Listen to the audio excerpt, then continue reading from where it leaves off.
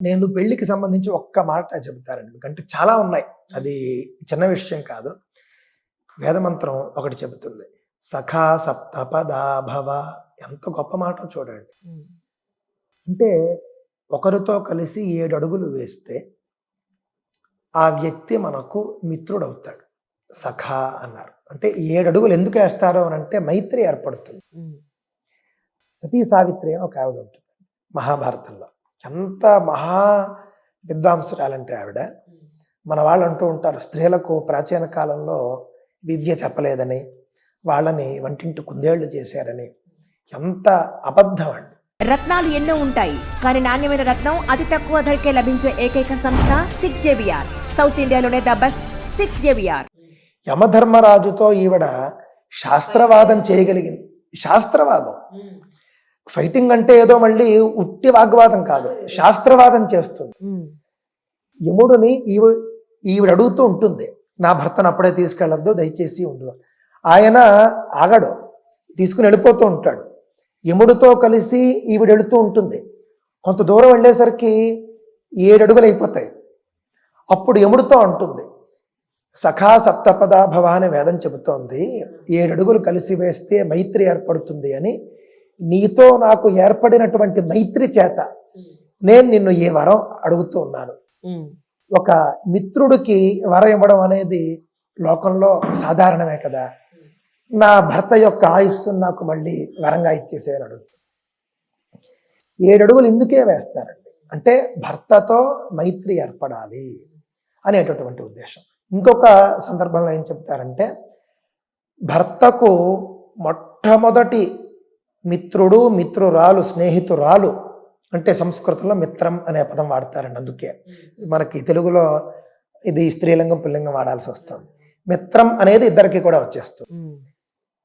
పురుషుడికి భార్యను మించినటువంటి స్నేహితురాలు లేదు, స్త్రీకి భర్తను మించినటువంటి స్నేహితుడు లేడు.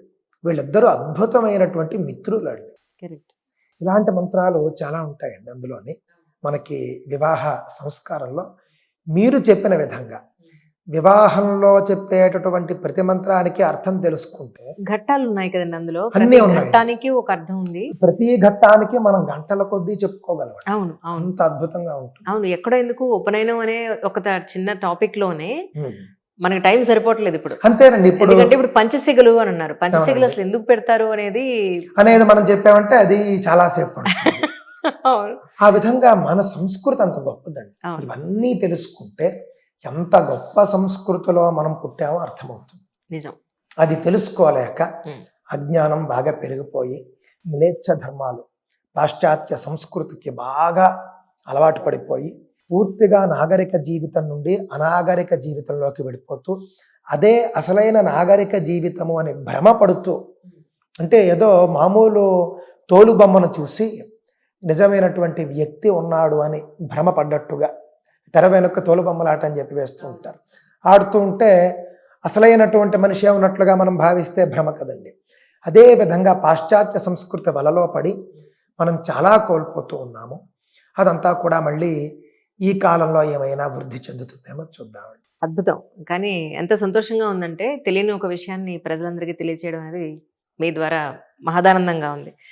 తర్వాత ఇందాక మీరు గాయత్రి మంత్రం గురించి మాట్లాడుకున్నాం. ఒకానొకప్పుడు అనేవాళ్ళు ఏంటంటే, ఆడవాళ్ళు గాయత్రి మంత్రాన్ని జపించకూడదు అని. బట్ ఇప్పుడు ఏమిటి పరిస్థితులు అంటే, ఇంట్లో ఇంకెవ్వరూ తలకరువు పెట్టడానికి లేకపోతే అమ్మాయి కూడా తలకరువు పెడుతున్న సందర్భంలో ఒకటి అమ్మాయిలే పౌరహిత్యం చేస్తున్న గుళ్ళు కొన్ని ఉన్నాయి. వాళ్ళు కొన్ని లలిత గురించి కానీ సహస్రాలు, అష్టోత్తరాలు, లేదు అని అంటే ఇందాక గాయత్రి మంత్రం గురించో పఠించే అవకాశం ఉంటుంది కదా. ఈ రెండింటిని ఎలా చూస్తాం మనం? మన వేదంలోనండి ప్రతి దానికి నియమ నిబంధనలు ఉంటాయి అని మనం చెప్పుకోవడం జరిగిందండి. ఉదాహరణకు నేను మీకు ఒక చిన్న ఎగ్జాంపుల్ చెప్తాను. తిరుమల దర్శనానికి మనం వెళ్ళామనుకోండి, మీరు ఒక విధంగా స్వామిని దర్శించుకుంటారు, నేను ఒక విధంగా దర్శించుకుంటాను. అంటే వెళ్ళే మార్గాలు, మంత్రి గారు ఒక ఆయన వచ్చాడు అనుకోండి, మంత్రి గారిని ఒక మార్గంలో తీసుకెళ్తారు, పీఠాధిపతులు వస్తే ఒక మార్గంలో తీసుకెళ్తారు. ఇన్ని మార్గాలు ఉంటాయి, కానీ అందరూ దర్శించుకునేది ఎవరిని చెప్పండి? అదే వెంకటేశ్వర స్వామిని. అలాగే సనాతన ధర్మంలో కూడా అందరూ భగవంతుణ్ణి చేరుతారు, అందరూ భగవంతుణ్ణి పూజిస్తారు. కానీ వ్యక్తుల్ని బట్టి మార్గాలు వేరువేరుగా పెట్టారు. రైట్. కావున గాయత్రి మంత్రం అనే కాదండి, వేద మంత్రము అనేది స్త్రీలకు తరువాతి కాలంలో అనుమతి ఇవ్వలేదండి మన వాళ్ళు. అలాగని తరించడానికి వాళ్ళకి ఇవ్వలేదని కాదండి, వాళ్ళకి ఇచ్చారు. వాళ్ళు ప్రతి స్త్రీ కూడా ఉదయం పూట సూర్యుడికి అర్ఘ్యం ఇవ్వాలి. ఇచ్చేటటువంటి విధి విధానాలు ఉన్నాయండి. నా ఛానల్లో కూడా నేను చెప్పాను, హిందూ ధర్మక్షేత్రం ఛానల్లో స్త్రీలు అర్ఘ్యం ఇవ్వవచ్చా అని అడిగారు కొంతమంది. చూస్తే చక్కగా స్త్రీలు ఏ విధంగా అర్ఘ్యం ఇవ్వాలో నేను పూర్తిగా అందులో వివరించి చెప్పడం జరిగిందండి. కావున స్త్రీలకు విధించినవి స్త్రీలు చేయాలి. తులసి పూజ వాళ్ళు చేయాలండి. అలాగే గో పూజ కూడా చేయవచ్చు. అలాగే గృహానికి సంబంధించినటువంటి, ఇంటికి సంబంధించినటువంటి సంరక్షణ అప్పచెప్పారు. ఏదో వాళ్ళు ఇంట్లోనే ఉండిపోవాలని చెప్పలేదండి. నా నెక్స్ట్ ప్రశ్నకు మీరే వచ్చేస్తున్నారు. యాక్చువల్లీ తెలుసా మీకు ఫ్లో ఎలా వస్తుందంటే, నా నెక్స్ట్ ప్రశ్న ఏదుందో మీ జవాబులో అటువైపు భగవంతుడు టర్న్ చేస్తున్నాడు. నిజంగా మీరు ఇందాక అన్నారు చూసారా, వివాహ మంత్రాల్లో అర్థాలు చెప్పండి అని. సనాతన ధర్మంలో స్త్రీకి ఇచ్చిన స్థానం మీకు ఈ మంత్రాల్లో తెలుస్తుంది. వేరే ఏ మతంలోనైనా ఉందేమో చూపించమనండి. పోనీ ఇతర వామపక్ష భావజాలాల్లోనే ఇంత గొప్పగా చెప్పగలరేమో వాళ్ళని చెప్పమనండి. వధువుని ఆశీర్వదిస్తూ, అంటే పెళ్లి కూతురుని ఆశీర్వదిస్తూ పండితులు అంటారు, సమ్రాజ్ఞి శ్వశురే భవ అంటారు. సమ్రాజ్ఞి అంటే మీకు అర్థమైందండి, మహారాణి, సాధారణమైనటువంటి రాణి కాదు. ధర్మరాజు భార్య ద్రౌపది సమ్రాజ్ఞి, అఖిల భూమండలానికి సమ్రాజ్ఞి ఆవిడ. ఆ విధంగా సమ్రాజ్ఞి శ్వశురే భవ అన్నారు. అంటే మామగారికి కూడా నువ్వే అథారిటీ అన్నారు. సమ్రాజ్ఞి శ్వశ్రువాం భవ, అత్తగారికి కూడా నువ్వే అధికారినివి అన్నారు. ననాందరి సమ్రాజ్ఞి భవ, సమ్రాజ్ఞి అధి దేవృషు, ఆడపడుచులో ఎంత ఎంత ఉన్నత స్థానం చెప్పారు. ఉన్నత స్థానం, అందరికీ నువ్వే అధికారినివి, నీదే పెత్తనం అని చెప్పారు. అంటే కోడలు అత్తగారింటికి వెళ్ళిన వెంటనే తాళాలు ఇచ్చేయమని అర్థం అంతే. అదే విధంగా సనాతన కాలం చేసింది. భారతంలో చూస్తేనండి, పాండవులకు పెళ్ళయ్యేంత వరకు పిల్లల మీద కుంతీదేవి యొక్క అధికారం ఎక్కువగానే ఉంటుంది. ఆ తర్వాత కూడా ఆవిడకి అధికారం ఉంటుంది, కానీ ఆవిడ కోడల్ని గౌరవిస్తుంది. ద్రౌపది ఎలా చెబితే అలా చేయండి రా నాన్న, మిమ్మల్ని నమ్ముకుని వచ్చింది, మీతో పాటు కష్టాలు పడుతోంది. మీరు ఒక్కసారి ఆలోచించి చూడండి, వనవాసానికి అజ్ఞాతవాసానికి ద్రౌపది వచ్చింది, కానీ ఇతర భార్యలు ఎవరు రాలేదు. ఆ విధంగా ద్రౌపది వాళ్ళతో కష్టాలు పడింది, మీ 5గురిని నమ్ముకుని వచ్చింది. మనకి ఇంటికి వచ్చినటువంటి కుల వధువు అంటారు కోడలు. కావున ఆమె మాటే నా మాట అని కుంతి చెబుతుంది చాలాసార్లు. ఆ విధంగా ద్రౌపదికి అందరూ కలిసి పూర్తి స్థాయి పెత్తనం ఇచ్చేశారు. ఆవిడే నడిపిస్తుంది అన్నట్లుగా ఉంటుందండి. ధర్మరాజును కూడా చాలా సందర్భాల్లో మందలిస్తుంది.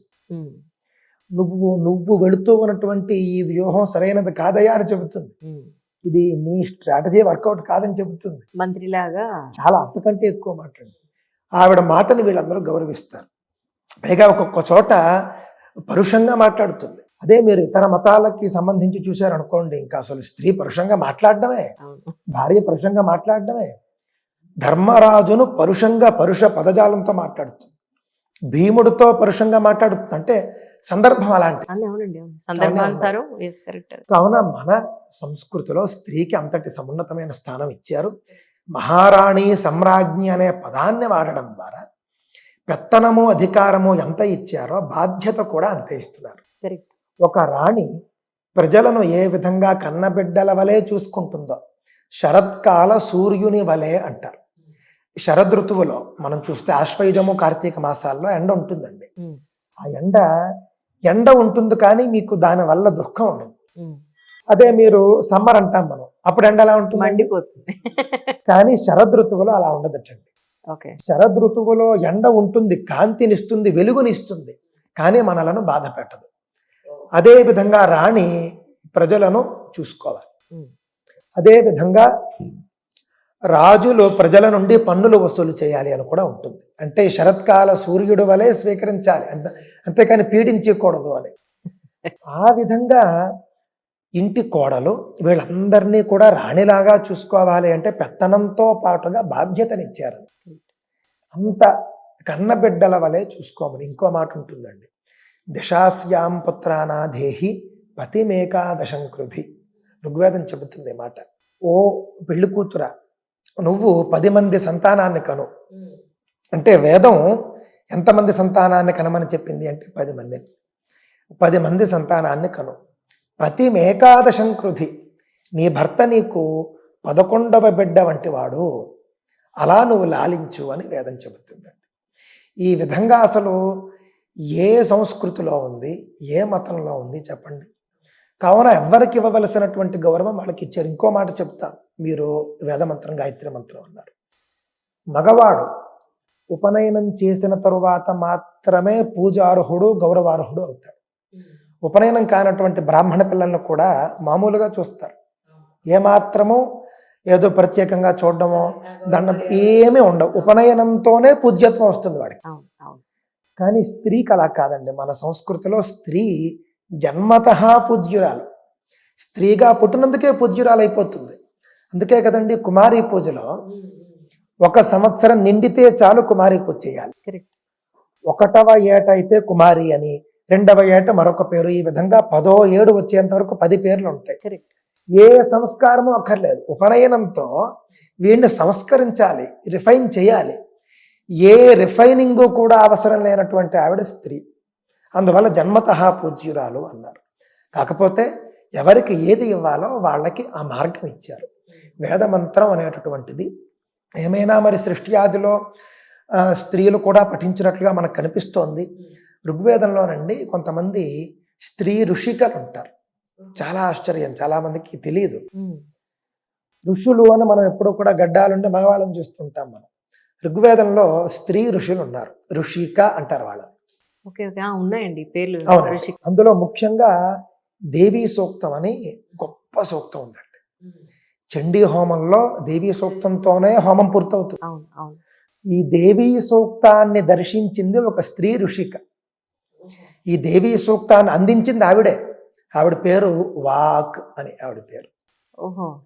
తండ్రి పేరు అంభృణ మహర్షి. అంభృణ మహర్షి యొక్క కూతురు కాబట్టి ఆంభృణి అన్నారు. ఆవిడ పేరు వాకు కాబట్టి కలిపి వాగాంభృణి అన్నారన్నమాట అండి. ఆవిడ పేరు వాగాంభృణి. ఆవిడ తపస్సు చేసింది. బ్రహ్మచారిణి, ఆజన్మ బ్రహ్మచారిణి. తపస్సు చేస్తే ఆత్మజ్ఞానం వచ్చేసింది. ఇంకా తనను తాను పరమాత్మగా భావించుకునే స్థితిలో ఉంది ఆవిడ. ఇంకా ఆవిడే అమ్మవారు, ఇంకొకరు లేరు. అహం బ్రహ్మాస్మి అంటాను చూసారా, ఆ విధంగా తానే సాక్షాత్తు పరాశక్తి స్వరూపిణిగా భావించుకుంటుంది. ఆ స్థితిలో ఆవిడ దేవీ సూక్తాన్ని పఠించింది. అహం రుద్రేభిర్వసుభిశ్చరామి అని వస్తుంది. చాలా మొత్తం 11 రుద్రులు, 12 విశ్వే దేవతలు, వీళ్ళందరినీ కూడా నడిపిస్తున్నది నేనే అని ఆ యొక్క సూక్తం వస్తుంది. అంటే స్త్రీకి మన వాళ్ళు ఇచ్చినటువంటి స్థానం అలాంటిదండి. ఇంకొక మహర్షి ఒక ఆయన ఉన్నాడండి, ఐతరేయుడు అని ఆయన పేరు. అది కొంచెం ఒక కథ ఉంటుంది. పర్వాలేదు. ఆయన పేరు మహీదాస ఐతరేయ అని. ఆయన పేరు మహీదాసుడు. పాపం వాళ్ళ నాన్నగారికి 2 భార్యలండి. ఈ విధమైనటువంటి బాధితులు లోకంలో ఉంటారు, అందుకని చెప్తున్నాను. నాన్నగారికి 2 భార్యలు. పెద్ద భార్య కొడుకు మహీదాసుడు, చిన్న భార్యకు కొంతమంది పిల్లలు ఉంటారండి. ఈ పెద్ద భార్య కొడుకు అయినటువంటి మహీదాసుడు ఎప్పుడూ మౌనంగా ఉండేవాడు, ఏమీ మాట్లాడేవాడు కాదు. పెద్దగా అంటే మన భాషలో చెప్పాలంటే యాక్టివ్గా ఉండేవాడు కాదు. ఎప్పుడు చూసినా కూడా అలా గుంభనంగా ఉండేవాడు. చిన్న భార్య పిల్లలు మాత్రం మంచి దేవాంతకులు, మంచి చాకచక్యం అన్నీ ఉండేవి. దాంతో తండ్రి గారికి చిన్న భార్య పిల్లల మీద ఎక్కువ అభిమానం ఉండేది. అలాంటి పిల్లలను ఇచ్చినందుకు చిన్న భార్య మీద కూడా అభిమానం ఉండేది. ఇలాంటి ముద్దునిచ్చావు నాకు అని చెప్పేసి పెద్ద భార్యను, పెద్ద భార్య బిడ్డను ఆయన ఎప్పుడూ దూరం పెడుతూ ఉండేవారు. ఇలా రోజులు గడుస్తూ వచ్చేయండి. చాలా కాలంగా పాపం మరి పిల్లలకు బాధ ఉంటుంది కదండి. తండ్రి ఏమో వాళ్ళనే ఎక్కువగా చేరదీస్తున్నాడు, నన్ను చేరదీయటం లేదు. ఒళ్ళో కూర్చోబెట్టుకునేవాడు. వాళ్ళని మాత్రమే, ఈ బిడ్డను కాదు, మహీదాసుడిని కాదు. చాలా బాధపడిపోయేవాడు. ఇలాంటి కొడుకు నాకు ఇచ్చావు అని చెప్పేసి పెద్ద భార్యను దూరం పెడుతూ ఉండేవాడు. పాపం సవతి భర్త ప్రేమకు నోచుకుంటూ ఉండేది, ఈవిడ నోచుకునేది కాదు. ఈవిడకే బాధ ఉండేది. ఆ బాధ అనుభవిస్తూ అనుభవిస్తూ ఒకసారి కొడుకు మీద కూడా ఆ బాధ అనుభవిస్తూ అనుభవిస్తూ ఆ బాధని కొడుకు మీద కూడా ఈవిడ చూపిస్తూ ఉండేది. నీ వల్లే నేను భర్త ప్రేమకు నోచుకోలేకపోతున్నాను, నువ్వు మొద్దువి, నువ్వు ఇది అని అప్పుడప్పుడు పాపం ఎంత కన్నతల్లైనా ఎప్పుడో ఒక్కసారి, ఎప్పుడో కూడా తల్లికి బిడ్డల మీద ప్రేమ ఉంటుందండి. కానీ ఒక స్థాయి వచ్చిన తర్వాత మళ్ళీ భర్తనే ఎక్కువగా ఆవిడ ఆదరిస్తుంది. అది దశలు ఉంటాయి. అలాంటి సందర్భంలో కొడుకును కూడా ఆవిడ ఒక 4 మాటలు అంది. ఇదేమిటి, మా అమ్మ కూడా నన్ను ఇలా అంటుందని చాలా బాధపడతాడు. అతని అదృష్టంతో ఒక మహర్షి వస్తాడు. ఆ మహర్షి ఈ మహీదాసుని ఒక చోట కలిసి ఒక ఉపదేశం చేస్తాడు. ఒక మంత్రం ఇస్తాడు, నారాయణ మంత్రం ఇస్తాడు. ఆ మంత్ర జపం చేయమంటాడు. ఆ మంత్ర జపం చేసి చక్కగా తపస్సు చేస్తాడు. మహావిష్ణువు ప్రత్యక్షం అవుతాడు. మహావిష్ణువు ప్రత్యక్షం అయ్యి చెబుతాడు మాట అండి. అప్పుడు ఇతని పూర్వజన్మ ఏమిటో వస్తుంది దాంట్లో. నువ్వు పూర్వజన్మలో పూర్తిగా నువ్వు మోక్షానికి వచ్చేసావు. పూర్తిగా నీకు ఆత్మజ్ఞానం వచ్చేసింది. మోక్షానికి 1 అడుగు దూరంలో నువ్వు పూర్వజన్మను ముగించావు. ఏ స్థితిలో ముగించావంటే, అనవసరంగా నువ్వు 1-2 మాటలు అనకూడని మాటలు, మాట్లాడకూడని మాటలు మాట్లాడడం వల్ల మోక్షానికి వెళ్ళవలసిన వాడు మళ్ళీ పుట్టేశావు. అది నువ్వు తెలుసుకున్న వాడివై తల్లి గర్భంలో ఉండగానే పూర్వజన్మలో నేను మోక్షానికి వెళ్ళవలసిన వాడిని, మళ్ళీ గర్భవాసం ఇందుకే కదా నాకు, అంటే నా మాటని అనవసరంగా వాడడం వల్ల నాకు మళ్ళీ జన్మ కలిగింది, కావున నేను ఈ జన్మలో మాట్లాడు అని చెప్పేసి, అనవసరంగా మాట్లాడను అని చెప్పేసి అతను అస్సలు మాట్లాడకుండా చాలా మితభాషిలాగా జీవిస్తూ ఉంటాడండి. ఇది మహావిష్ణువు చెబుతాడు. అప్పుడు ఇతను గుర్తొస్తుంది, అవును అని చెప్పేసి. ఇది నీ యొక్క స్థితి. ఈ జన్మలో ఇప్పుడు నువ్వు ఇలా ఉన్నావు. అవునా స్వామి, చాలా అద్భుతమైనటువంటి మాట నాకు నువ్వు చెప్పావు. నువ్వు మరి నేను తపస్సు చేశాను, నువ్వు వచ్చావు, నువ్వు ప్రత్యక్షం అయ్యావు, వరం కోరుకుంటాను అని చెప్పేసి అంటే కోరుకోమంటాడు. మోక్షాన్ని ఇచ్చామంటాడు. అప్పుడు ఆయన చెప్తాడు, మోక్షం కాదు, నువ్వు చేసినటువంటి పొరపాటు కూడా నా కారణం వల్లే జరిగింది. నీ వల్ల జరగవలసినటువంటి కొన్ని పనులు ఉన్నాయి. అందులో ముఖ్యంగా ఋగ్వేదానికి శాఖా ప్రవర్తకుడిగా నువ్వు ఒక భాగాన్ని, మంత్ర భాగాన్ని దర్శించవలసినటువంటి అవసరం ఉన్నది. నీ తపశ్శక్తి చేత లోకానికి నువ్వు ఒక వేద గ్రంథాన్ని అందించాల్సినటువంటి బాధ్యత నీ మీద ఉన్నది. ఆ పని పూర్తయిన తర్వాత నువ్వు అన్ని యాగాలు చేస్తావు, అన్ని గౌరవాలు పొందుతావు, నువ్వు అయాచితంగా నీకు మోక్షం వస్తుంది అని ఆయన వరం ఇస్తాడు మాట. అందువల్ల నువ్వు ఈ జన్మలో చేయవలసినటువంటి ముఖ్యమైన కార్యక్రమాలు ఎవరూ చేయలేనివి నేను చెబుతున్నాను కదా. వేదానికే నువ్వు ఒక ఉపగ్రంథాన్ని నువ్వు లోకానికి అందించగలిగేంతటి స్థాయికి నువ్వు ఎదుగుతావు అని చెప్పి ఆయన అనుగ్రహిస్తాడు. ఆయన అనుగ్రహంతో మొత్తం సకల విద్యలు వచ్చేస్తాయండి. ఆ తరువాత ఆయన ఋగ్వేదానికి బ్రాహ్మణ ఆరణ్యకములు అని 2 గ్రంథాలు ఆయన తపస్సు చేత దర్శించి లోకానికి అందిస్తాడు. నేటికి కూడా మేమంతా బ్రాహ్మణారణ్యకాలు చదివేవి అవే. ఇంత కథ నేను మీకు ఎందుకు చెప్తున్నానంటేనండి, ఈ మహీదాసుడు అన్న ఆయన ఉన్నాడు చూసారా, ఈ మహీదాసుడికి చిన్నప్పటి నుండి తండ్రి ప్రేమ అనేది లేదు కదండి. సుప్రసిద్ధుడైపోయాడు, వేదానికే ఆయన ఒక మంత్రద్రష్ట అయిపోయాడు. అంటే అన్ని లోకాల్లోనూ పూజిస్తారు, అంత గొప్ప మహర్షి అయిపోయాడు ఆయన. ఆయన ఏమన్నాడంటే, నేను తండ్రి పేరుతో నేను లోకంలో నేను సుప్రసిద్ధుణ్ణి కాను. తండ్రి చిన్నప్పటి నుండి నన్ను వదిలిపెట్టేశాడు. తండ్రి నాకేమీ ప్రేమనివ్వలేదు. తల్లి నన్ను పట్టుకుంది చిన్నప్పటి నుండి. తల్లికి ఎవరైనా కూడా బిడ్డలే కదండి, ఎలాంటి వాడైనా. మనం చూస్తూ ఉంటాం అనేక ఛానళ్ళలో పాపం దివ్యాంగులైనటువంటి బిడ్డలను కూడా తల్లి 3 పిల్లల్ని మోస్తుందండి, ఎత్తుకుని వెళుతూ ఉంటుంది. తల్లి ప్రేమ అలాంటిది. మా నాన్నగారు వదిలేసినా కూడా నువ్వు నన్ను పట్టుకుని ఇంతవరకు తీసుకుని వచ్చావు, కావున నేను నీ పేరు మీదనే ప్రసిద్ధి పొందుతాను. ఇక మీదట నీ పేరే నా పేరు, నీ కుమారుడుగానే నేను చలామణి అవుతానని చెప్పి మహీదాస ఐతరేయ అని ఆయన పేరు మాటండి. ఆ విధంగా తల్లి పేరుతో ప్రసిద్ధి చెందినటువంటి మహర్షి ఆయన.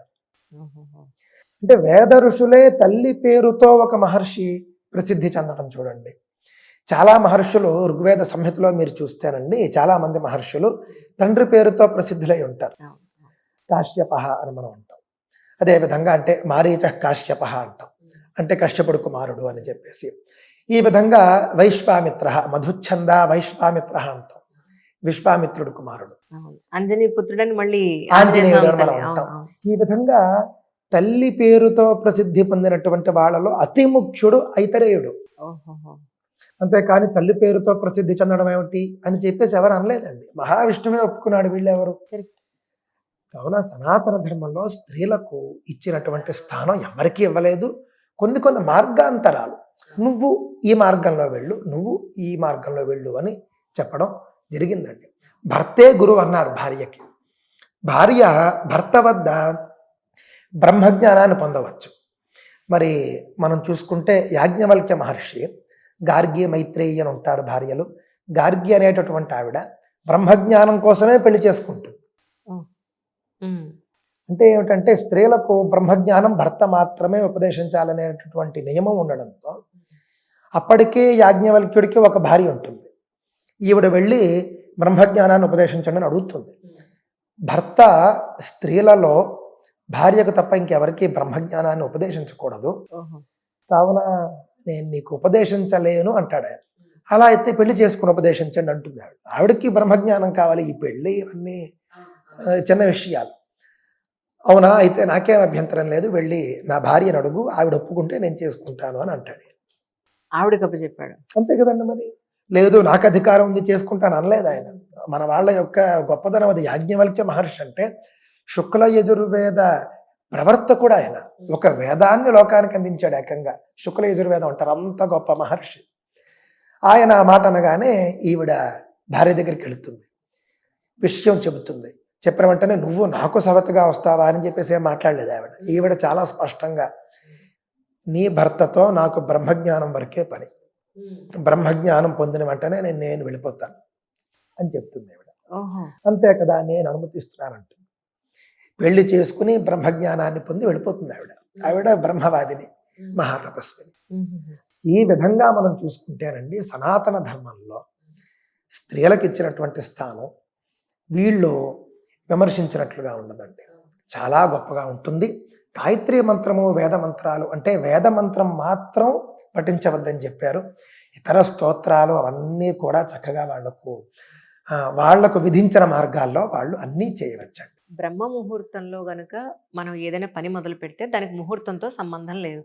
అది గృహప్రవేశం కావచ్చు, లేదంటే ఒక జర్నీ కావచ్చు, ఏదైనా సరే బ్రహ్మ ముహూర్తంలో చేస్తే సపరేట్గా ముహూర్తం అక్కర్లేదు అని అంటారు. సో బ్రహ్మ ముహూర్తంలో ఉన్న ఆ గొప్పతనం ఏమిటి అసలు అని అంటే ఏం చెప్తారండి? ఆయుర్వేద గ్రంథాలతో సహా మనుస్మృతి మొదలైనటువంటి స్మృతులు బ్రాహ్మీ ముహూర్తే ఉత్థాయ అనేటటువంటి వాక్యాన్ని బోధిస్తూ ఉన్నాయండి. బ్రహ్మ ముహూర్తంలో లేవాలి అనేటటువంటిది. బ్రహ్మ ముహూర్తం అంటే ఎప్పుడు అనేది వస్తుంది కదా, సూర్యోదయానికంటే ముందు అనేది చెబుతూ ఉన్నారు. రాత్రి కాలంలో చిట్ట చివరి భాగాన్ని బ్రహ్మ ముహూర్తం అంటారు అని. అంటే సూర్యోదయానికి ముందే, సూర్యోదయానికి ముందు 2 గడియల కాలం అని బ్రహ్మ ముహూర్తాన్ని చెబుతారండి. 2 ముహూర్తాల కాలము అని కూడా చెబుతారన్నమాట అండి. అంటే ఉదాహరణకు 6 గంటలకు సూర్యోదయం అయితే 4:30 నుండి 6 గంటల వరకు బ్రహ్మ ముహూర్తం ఉంటుంది. అందులో మళ్ళీ సూర్యోదయానికి అరగంట ముందు అంత శ్రేష్టం కాదు. కావున సూర్యోదయానికంటే అరగంటకు ముందు ఉన్నటువంటి 1 గంట, గంటన్నర కాలం మీరు బ్రహ్మ ముహూర్తంగా తీసుకోవచ్చు.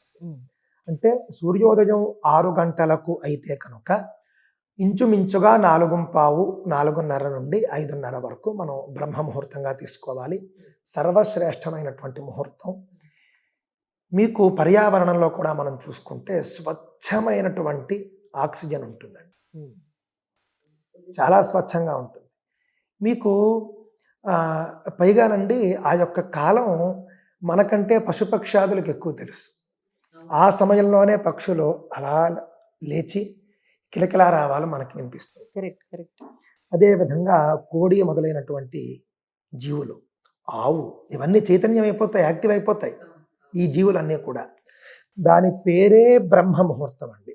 బ్రహ్మ అనే శబ్దం ఎక్కడ చూసినా కూడా విద్యా సంబంధమైనది అని దృష్టిలో పెట్టుకోండి. బ్రహ్మవృక్షం అని చెప్పాను నేను ఇందాక.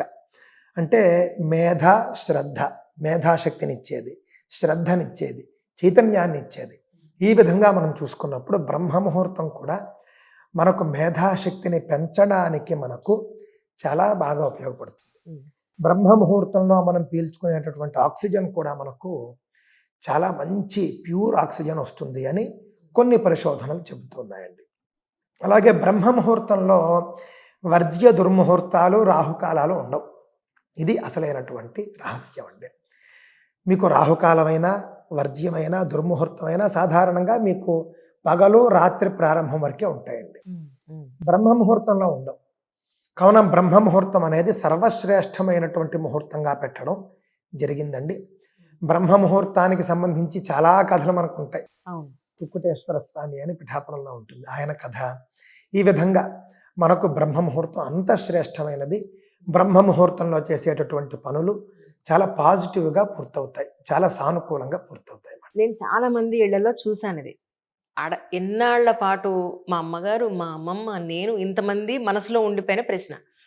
నేను ఎంతో మంది ఇళ్ళని చూస్తాను, చక్కగా నీట్గా పెట్టుకుంటారు వాళ్ళు,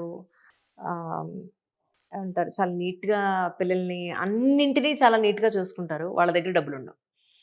ఎవరైతే ఇంటిని నిజంగా అసలు కనీసం గుమ్మంలో ముగ్గు పెట్టరో, లేదు ముగ్గు సంగతి వదిలేయండి, కబోర్డ్స్ ఎలా పెడితే ఎలా పెడతారు, కిచెన్ ఎలా పెడితే ఎలా ఉంచుతారు, వాళ్ళ ఇంట్లో చూస్తేనేమో శుభ్రంగా డబ్బులు ఉంటాయి.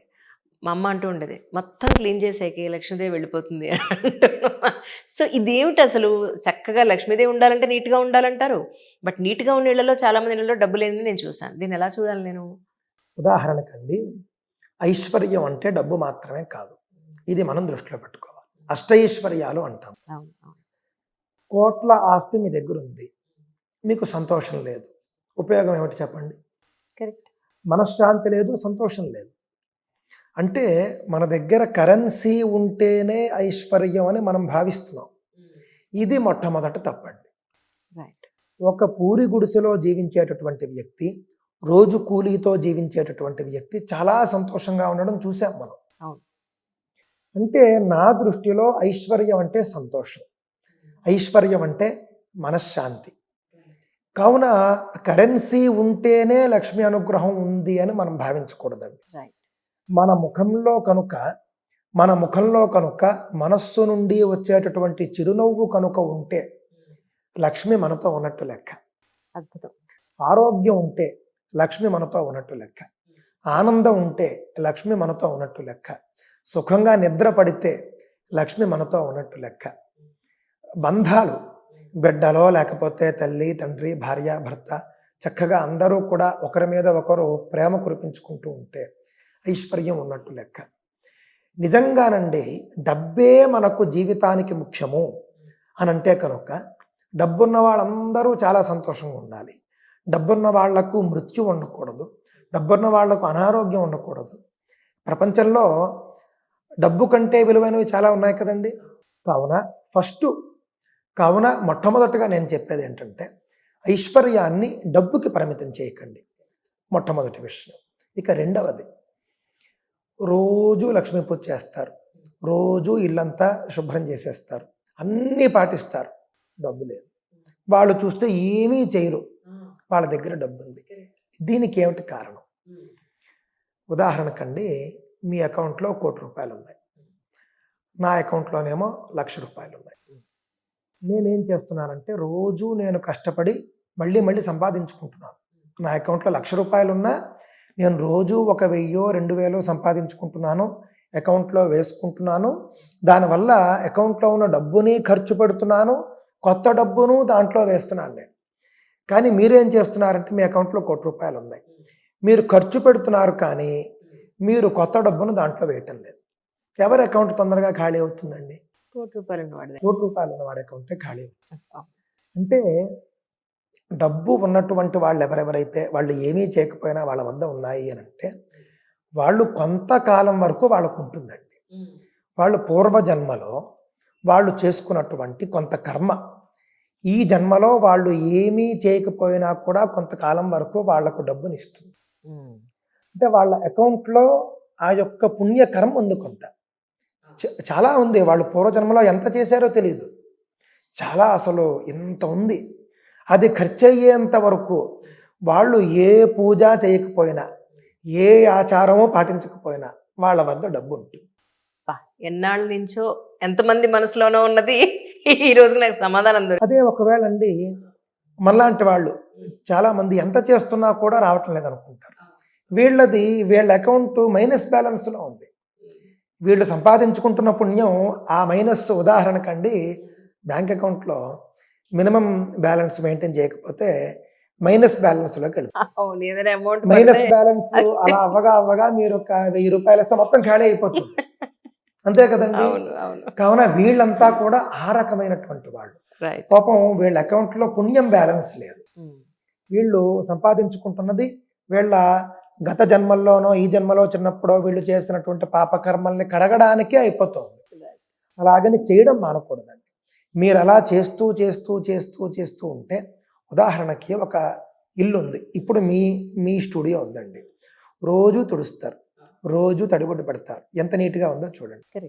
అలా కాకుండా పక్కన ఏదో పని చేస్తున్నటువంటి బంగళాకి వెళ్ళారు అనుకోండి, మొత్తం దుమ్ము ధూళి ఉంటుంది. మీరు ఒక్కసారిగా వెళ్ళి దాన్ని శుభ్రం చేయాలంటే మీకు ఎంత సమయం పడుతుంది చెప్పండి. రోజు చేసే ఈ స్టూడియో ఎంతసేపట్లో క్లీన్ చేస్తారు? చాలా రోజులుగా పాడుబడిపోయి ఉన్నటువంటి ఒక బంగళాన్ని క్లీన్ చేయాలంటే ఎంత టైం పడుతుంది? చాలా టైం పడుతుంది కదండి.